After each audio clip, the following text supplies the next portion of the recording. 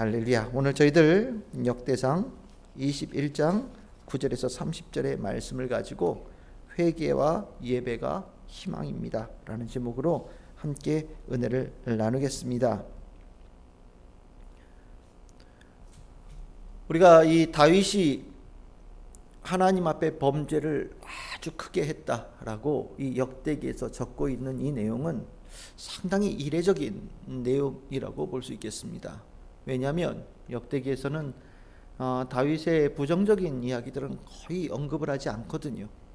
근데 이 하나님 앞에 범죄한 이 인구조사의 이야기를 이렇게 길게 또 중요하게 이렇게 적고 있는 이유는 이 인구조사의 죄 그 자체, 그 벌에 관점이 있는 것이 아니라 이 큰 죄를 짓고 하나님께 큰 벌을 받았는데 이 벌로부터 어떻게 벗어날 수 있게 되었는가에 대한 가르침을 주기 위해서 이 이야기를 적고 있다고 저는 생각을 합니다. 이제 오늘 우리가 읽은 이 본문이 지나서 22장에 들어서면 이제 본격적으로 다윗이 그 이제 오늘 읽었던 본문에 나오는 오르난의 그 마당을 사서 거기에 성전을 짓는 준비하는 과정들이 등장을 하거든요. 그러니까 이 인구조사가 참 잘못된 일인데 이 일로 인해서 큰 일이 일어났는데 그것으로부터 주님께서 주시는 은혜와 용서함을 입어서 이스라엘 백성들에게 굉장히 축복되어지는 성전의 터가 세워지는 일로 이어졌다. 이것이 역대기에서 이 일을 이렇게 길게 적고 있는 이유가 아닐까 저는 생각을 하면서 이 범죄함의 아픈 것보다 어떻게 해서 이것을 벗어날 수 있었는지에 대해서 우리가 좀 더 중점적으로 살펴보면 좋겠다라는 생각을 갖습니다. 오늘 여기에 보면 오르난의 타작마당이라고 나오는데 실은 똑같은 이야기가 사무엘하 24장에 등장을 합니다. 근데 사무엘하 24장 16절에는 이름이 조금 다르죠. 아라우나라는 사람으로 이 마당 주인 이름이 등장을 하는데 역대기에서는 그 사람 이름을 오르난이라고 표현하고 있습니다. 그럼 둘 사이는 뭐가 다르냐? 사무엘하에는 원래 그 사람이 불렀던 여부스 스타일의 이름을 적은 것 같고 오늘 읽은 이 역대기에서는 그 사람의 이름을 히브리식으로 바꾼 것 같습니다. 그러니까 역대기는 상당히 그 이방적인 요소들 또 하나님의 백성에게 어울리지 않는 것들에 대해서는 과감하게 제외하고 좀 더 경건하고 좀 더 하나님 백성다운 그런 쪽으로 이 모든 것들을 조금씩 바꿔가는 걸 볼 수 있고 또 그 과정 속에 하나님을 위하여서 헌신하는 것에 대해서도 굉장히 큰 액수로 이야기를 합니다. 우리가 사무엘하에서는 은 50세겔 이렇게 얘기했는데 여기는 금 600세겔이라고 얘기를 하죠. 그러니까 그 땅을 사는데도 값을 정말 상당하게 지불을 하여서 하나님의 성전을 짓기 위해서 최선을 다한 이 다윗의 이야기를 적고 있습니다.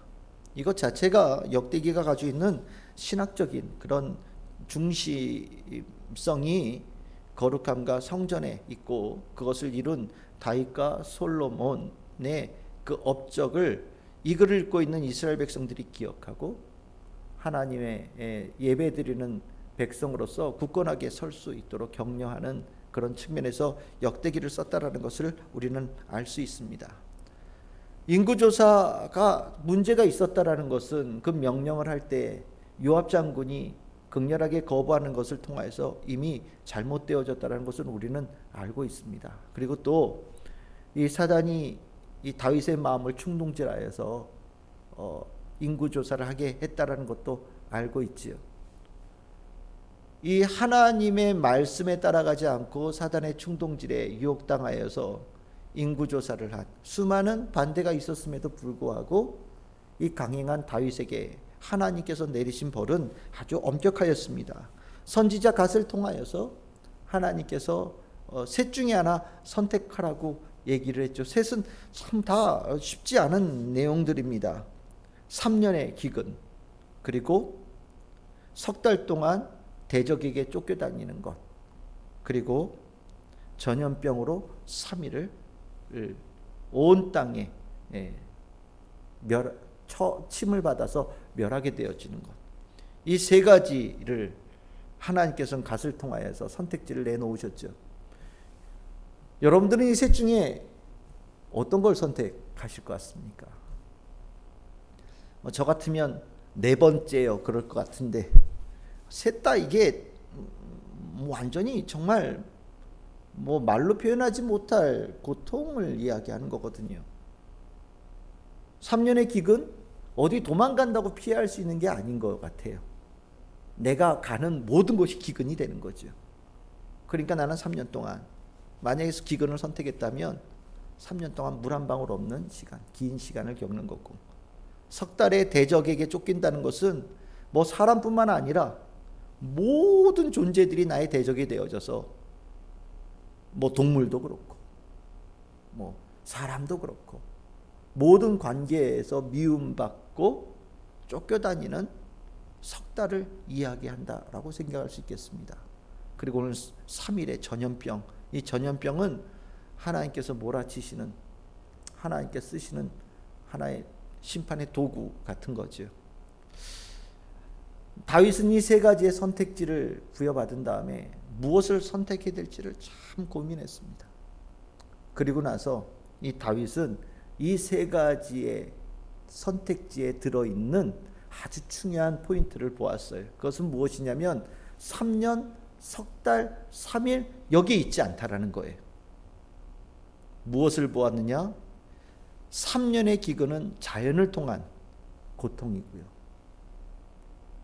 석 달의 쫓겨다님은 대적의 사람에 의한 쫓겨다님인데, 이 3일의 전염병은 하나님께서 치시는 징벌임을 보았습니다. 그래서 다윗은 하나님 안에 있는 긍휼을 의지하면서, 그것을 바라면서 3일의 전염병을 선택을 했습니다. 하나님 안에 있는 사랑함과 용서하심을 다윗은 기대를 한 겁니다. 만약에 신의 한 수라는 무언 선택이 있다면 아마 이 선택이 아닐까라는 생각이 들어요.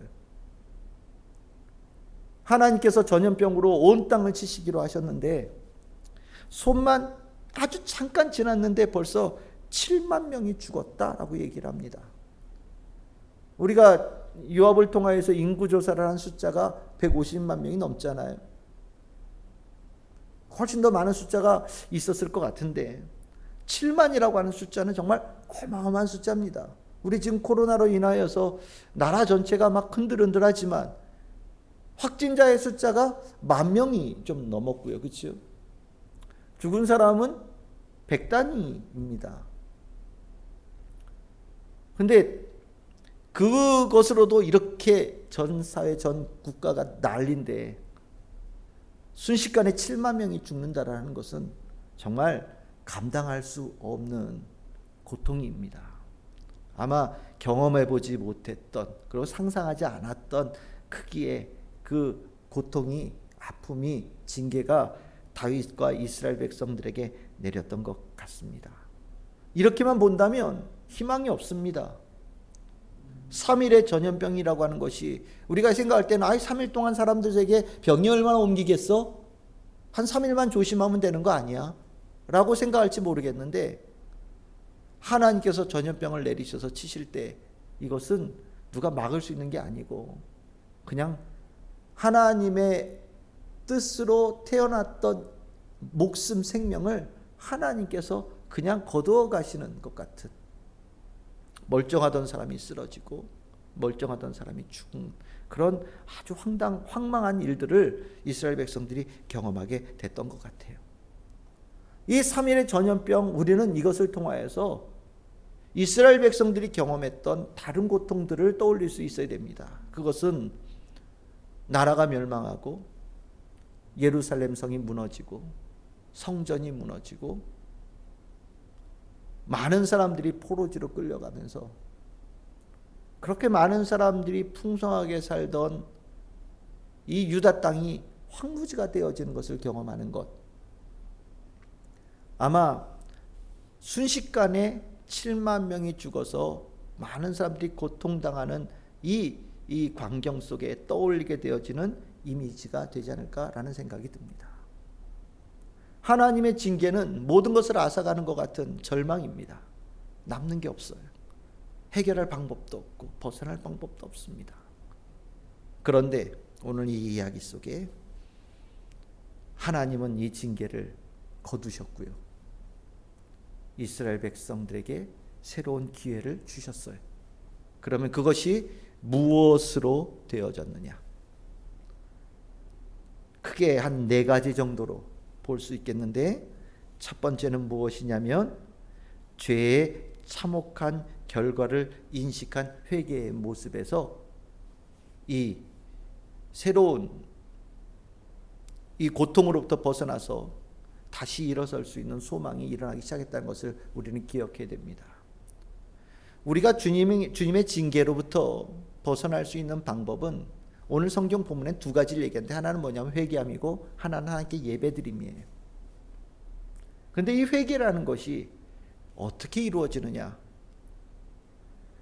죄로 인하여서 일어나는 참혹함에 대해서 뼈저리게 체험함을 통하여서 회개가 일어나는 겁니다. 우리가 고난주간을 지날 때마다 그런 얘기를 하죠. 예수님께서 당하신 고난을 우리가 아주 깊이 고통스럽게 그 시간을 보내게 되어질 때, 예수님께서 십자가에 달려서 우리에게 내려주신 사랑과 그리고 그 이후에 이어지는 부활의 기쁨을 우리는 제대로 만날 수 있다. 고난주간에 우리는 고통을 고통스럽게 느껴야만 비로소 부활의 기쁨을 제대로 얻을 수 있다라고 저는 고난주간 지나갈 때마다 성도님들에게 말씀을 드립니다. 중요한 겁니다. 고통을 고통스럽게 여겨야 됩니다. 오늘 이 회개의 제일 앞자리에 나온 이 다윗은 자기는 7만 명 중에 한 사람이 아니에요. 전염병으로 죽은 7만 명 중에 한 사람이 아닙니다. 그런데 이 다윗은 7만 명의 백성들이 죽어갈 때 하나님 앞에 나와서 이렇게 부르짖지요. 잘못한 건 왜 전데? 왜 이 양들에게 하나님 징계를 내리십니까? 하나님, 잘못한 건 저니 저에게 벌을 내려주십시오. 저 못 견디겠습니다 라고 이야기를 합니다. 다윗은 직접 자신의 삶에 죽음이 들어온 것은 아니지만 자기 백성 7만 명이 죽어가는 한 사람 한 사람의 고통을 다윗은 자기의 심령 속에 새기면서 그 하나님께서 죄를 지은 자가 겪을 그 아픔이 무엇인지를 마음속에 품는 모습이 있었고, 이것이 회개의 중요한 첫걸음이 되었다라고 오늘 성경에서 우리는 보게 됩니다. 괜찮아, 아무 일 없어, 아무 일 일어나지 않았어. 정말 우리는 하나님께서 아무리 치셔도 우리는 끄떡없어. 하나님께서 우리를 아무리 치셔도 난 아프지 않아, 나 견딜 수 있어 라고 얘기한다면, 실은 하나님께서는 그 사람에게 그를 사랑하실 때 더 깊은 고통으로 하나님께 돌아오도록 만드실 겁니다. 하지만 우리는 살아있는 심령이 되어져서 하나님께서 우리에게 스치는 고통만 주셔도 이것이 하나님께서 나를 돌이키기 위해서 주시는 가르침이고 사랑이구나 라는 것을 깨닫고 마음에 깊이 새길 수 있는 영적인 감수성이 우리에게 있어야 됩니다. 회개하는 자는 그 영적인 감수성이 있는 사람들이에요. 양심의 화인 맞은 사람은 아무리 두들겨도 그 문이 열리지 않습니다. 아무리 생명의 말씀으로 들려주어도 그 심령의 주의 말씀을 받아들이는 것이 되어지지 않아요.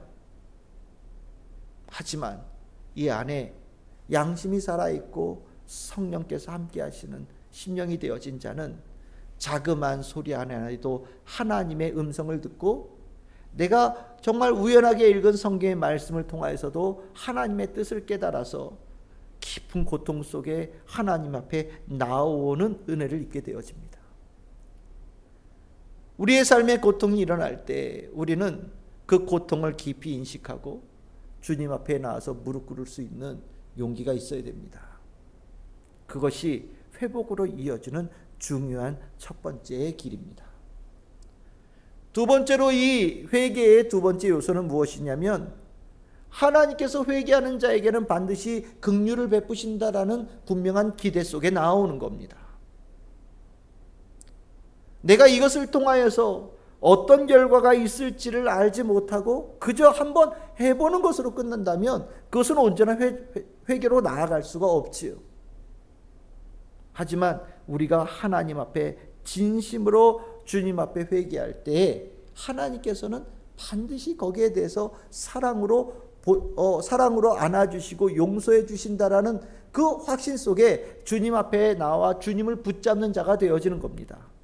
때리신 이도 하나님이시지만 그 때리신 하나님을 붙잡고 용서를 구할 때 용서해 주시는 분도 하나님이시고 그 상처를 싸매고 회복시켜 주실 수 있는 분도 유일하게 하나님밖에 없다라는 이 확신이 다른 존재가 아닌 하나님 앞에 나와서 회개할 수 있도록 만드는 거지요.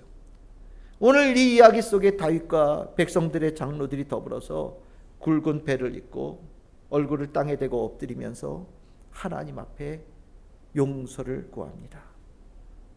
하나님 앞에 아직 내가 살아있지만 하나님 앞에 죽은 자가 되어져서 하나님 앞에 자기의 잘못을 분명히 고백하고 자의 모든 죄를 주님 앞에 회개하는 모습을 보이지요.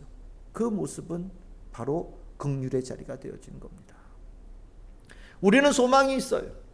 하나님께서 우리를 구원해 주신다라는 확신. 하나님께서 나를 사랑하셔서 내가 주님 앞에 내 죄를 고백할 때 나를 언제나 용서하신다라는 확신. 하나님의 사랑은 나의 죄보다 언제나 크다는 확신. 이 확신이 우리들의 신앙 안에 있는 겁니다.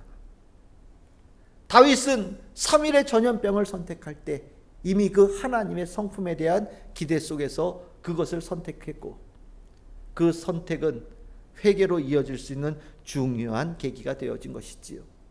하나님께서 여러분들을 깊이 사랑하심을 확신하시고 삶의 고통과 어려움이 있을 때 주의 긍휼함을 구하고 주님 앞에 나와 용서를 구하고 회개하는 자, 그런 성도들 다 되시기를 소망합니다. 세 번째로 회개는 책임을 지겠다라는 분명한 결단이 있어야 됩니다. 회개는 책임을 지는 거예요. 내가 책임을 질 때 나의 죄의 짐을 예수님께서 덜어주시는 겁니다. 우리는 늘 언제나 자기 합리화와 이런저런 핑계를 통하여서 저 사람 때문에 그랬어요, 저 일 때문에 그랬어요, 저런 환경 때문에 그랬어요, 수많은 것으로 핑계를 댑니다. 하지만 진정한 회개는 모든 죄의 시작이 자기로부터 시작되어졌음을 고백하고 그 죄의 모든 결과에 대해서도 자기가 짊어져야 되는 존재라는 것을 확실하게 고백하게 되어질 때 회개는 주의 은혜를 입어서 용서함을 받는 단계로 나아가는 겁니다. 다윗은 도망가지 않았어요. 왕이 어떤 존재입니까? 왕은요, 책임을 지는 존재예요. 하나님께서 목자로 세우신 이 왕, 이스라엘 백성들의 목자로 세운 이 왕은 양들을 탓하고 저 못된 양 때문에 우리가 이렇게 힘들고 정죄하고 죽이기 위해서 세운 존재가 아닙니다. 백성들이 약하고 백성들이 모자르고 백성들이 분열되어지고 백성들이 잘못되어져가는 그 모든 일에 대해서 자기의 책임으로 인식하고 그들의 잘못 또한 자기가 짊어지겠다는 결단 속에 세워진 자가 목자입니다. 그것이 왕이지요. 국민이 잘못했어요. 교회가 잘못했어요. 가지 말라는데 간 저 사람이 잘못됐어요. 용서할 수 없는 사람들입니다. 저렇게 하면 안 됩니다. 이런 이야기는 지도자의 입에서 나와서는 안 되는 이야기입니다. 만약에 우리 교회가 문제가 있다고 칩시다. 누가 잘못한 겁니까? 목사가 잘못한 겁니다. 성도들이 신앙이 흔들리고 성도들이 바른 선택을 하지 못하고 악한 길로 나아갈 때 그 누구 때문에 그런 일이 납니까? 목사가 잘못한 겁니다. 그래서 그 일이 있을 때마다 하나님 앞에 나아가서 하나님, 제가 목양을 잘못했습니다. 그래서 저 양이 가야 될 길을 가지 못하고 나쁜 길을 가고 있습니다. 주님, 저는 무력하고 부족한 목자입니다. 주님, 저 양에게 더 좋은 목자, 더 좋은 지도자를 함께하게 해주셔서 저 양을 더 귀하게 설 수 있도록 주여 은총을 내려주시옵소서. 이것이 모든 목회자들의 기도일 거라고 저는 생각을 합니다. 다윗은 하나님 앞에 나와서 자기의 책임을 분명하게 이야기를 하고